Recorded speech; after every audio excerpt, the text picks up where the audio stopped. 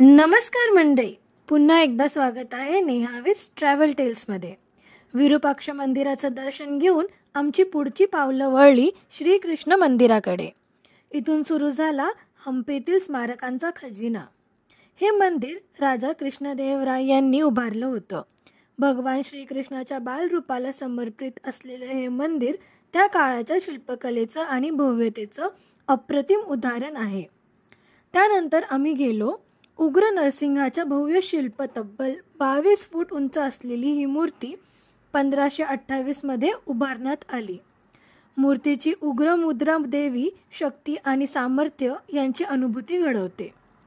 उग्र नरसिंहाच्या शेजारीच आहे बडवी लिंग, प्रचंड शिवलिंग. जवळपास 12 फूट उंच आणि अखंड दगडातून कोरलेलं हे शिवलिंग नेहमीच पाण्याने न्यायलेलं असतं. भक्तिभाव आणि स्थापत्यकलेचं हे दुर्मिळ संगम आहे.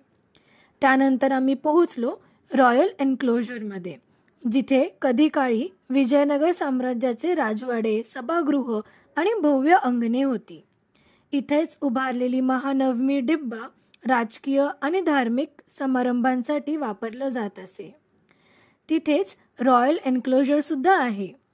ते एक आकर्षक ठिकाण म्हणजेच पुष्करणी, पायऱ्यांनी वेढलेलं जलकुंड. हे टाकं म्हणजे त्या काळाच्या प्रगत जलव्यवस्थेचं जिवंत उदाहरण होतं. त्यानंतर आम्ही पोहोचलो हंपीतील एक वेगळंच आकर्षण म्हणजे हत्तीशाळा. तब्बल 11 विशाल कमानींमध्ये राजहत्ती ठेवले जात. याची बांधणी इंडो इस्लामिक शैलीत झाली असून त्यातून त्या काळाच्या सांस्कृतिक एकात्मतेचं दर्शन घडतं. शेवटी आम्ही पोहोचलो राणी स्नानगृह. बाहेरून साधं दिसणारं हे स्नानगृह आतून मात्र अत्यंत सुंदर सजावटीचं आहे. दगडकमानी, पाण्याची कुंड आणि नाजूक नक्षीकाम पाहताना त्या काळचं राजेशाही ऐश्वर्य डोळ्यासमोर उभं राहतं.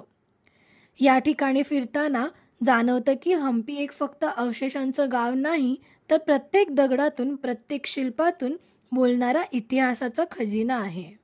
चला तर मग मंडळी, आपल्या पुढच्या व्हिडिओमध्ये आपण बघणार आहोत लोटस महल आणि हजारा रामा टेम्पल.